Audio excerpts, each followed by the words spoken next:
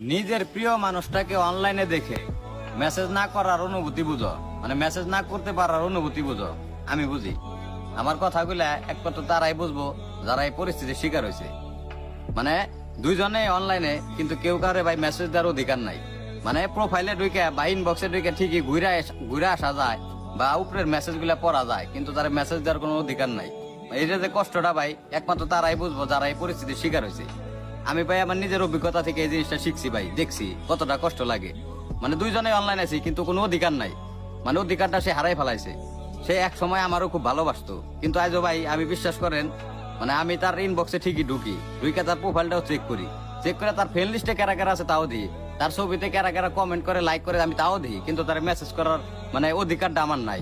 বা নিজের বিবেক থেকেও বাধা দেয় যে তুমি কারে মেসেজ করতেছো, মানে আমার বিবেক থেকে কয় যে তুমি কারে মেসেজ করতেছো, ওই তো আর তোমার না।